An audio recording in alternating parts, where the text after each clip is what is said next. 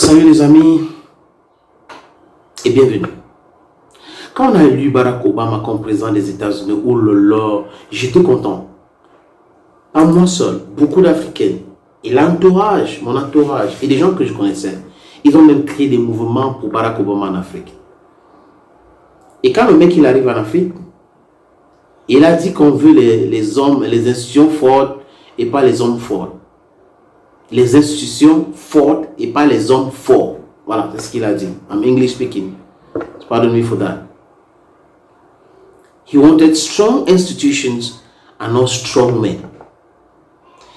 Est-ce qu'on savait qu'il s'adressait comme ça à Muammar Kadhafi? Ils avaient déjà leur plan.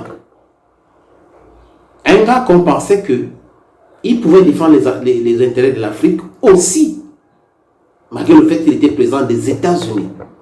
Mais il était tellement dans cette mafia qui conspirait contre la destruction de l'Afrique, contre l'avancement de l'Afrique. Parce que Muammar Kadhafi fait partie de rares dirigeants maghrébins qui voulaient l'intégration de l'Afrique, qui voulaient que l'Afrique devienne les États-Unis d'Afrique. D'ailleurs, il fait partie des pionniers du changement de nom d'organisation de l'unité africaine à Union africaine aujourd'hui. Il avait même financé ça en Afrique du Sud. Et il disait même qu'il est prêt à être gouverneur de la Libye comme les autres présidents et qu'on a un président, on a une capitale. Le Fonds monétaire africain, la Banque de développement africaine, d'ailleurs, RASCOM 1, RASCOM 2, les satellites qui ont rendu la vie paisible au peuple africain parce que le prix des téléphones était exorbitant parce qu'on n'avait pas de satellites. Kadhafi l'avait fait. Il faisait partie des seuls leaders africains qui portaient la carte de l'Afrique sur ses vêtements. Donc, voyez l'amour qu'il avait pour l'Afrique. Il n'était pas dans les histoires des pays du Maghreb qui voulaient intégrer l'Union européenne. D'ailleurs, pour la petite histoire, c'est Muammar Kadhafi qui a torpillé le plan de Nicolas Sarkozy de créer Union pour la Méditerranée.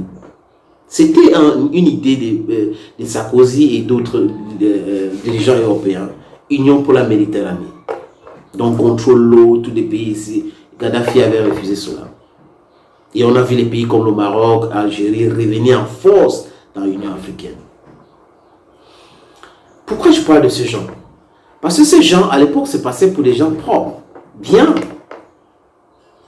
qui défendaient même l'intérêt de leur pays. Alors, à la fin, on a compris que non, ce n'était pas l'intérêt de leur pays qu'ils défendaient, ils défendaient aussi leur propre intérêt. Les amis, leur propre intérêt. Que c'était les égoïstes.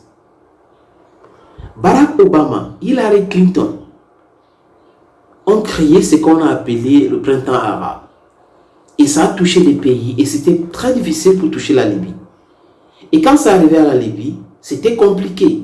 Ils sont passés par le Conseil de sécurité des Nations Unies, trompé la Russie à l'époque. Medvedev était président, Poutine était premier ministre. Et après, quand on a enlevé du pouvoir, quand on a tué Kadhafi, Poutine a compris et il avait déclaré que c'était la croisade et qu'il ne va jamais accepter cela. Ils ont allé en série former des gens pour faire exactement la même chose. Et la Russie s'est opposée et Assad est au pouvoir aujourd'hui. Je ne dis pas que c'est la meilleure chose qui peut arriver au peuple syrien. Mais ce n'est pas ce que les autres pensent aussi qui est le meilleur pour le peuple syrien, au peuple opprimé dans le monde. Parce que souvent, il vient créer le chaos pour spolier ces différents pays-là. Barack Hussein Obama fait partie des gens qui ont connived with other leaders to destroy Libya, to destroy Africa. Regardez le Sahel aujourd'hui, les ramifications, le terrorisme au Mali, le terrorisme au Burkina Faso, au Niger, jusqu'au Tchad. Oui, jusqu'au Tchad. Voilà les conséquences de la guerre en Libye. Ils avaient largué les armes. Et les armes sont fabriquées par qui? Qui vend les armes à ces terroristes-là? Pour quel but? Pourquoi après ils viennent jouer aux sapeurs-pompiers? Que font les bases militaires françaises en Afrique?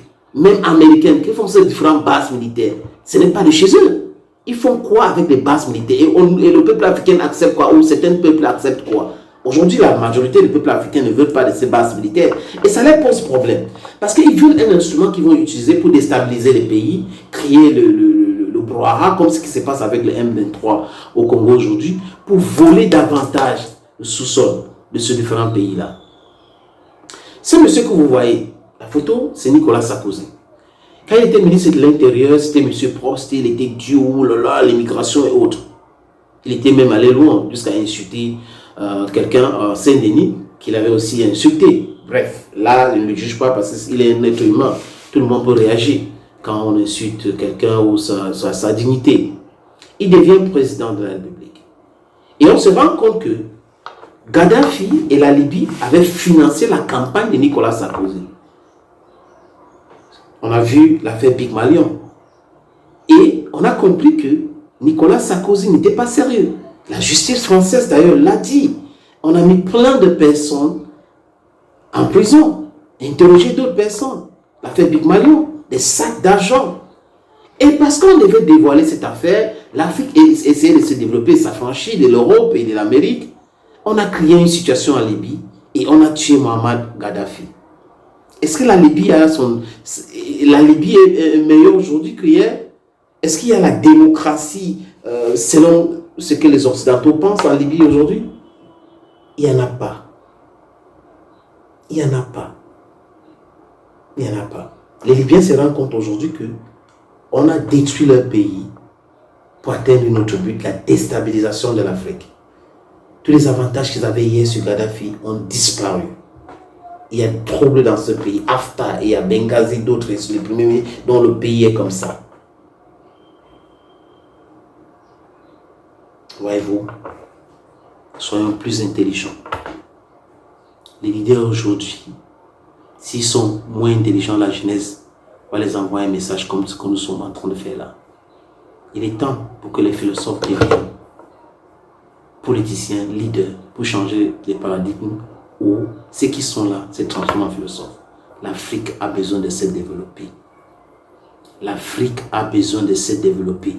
La jeunesse africaine doit s'intéresser à la politique.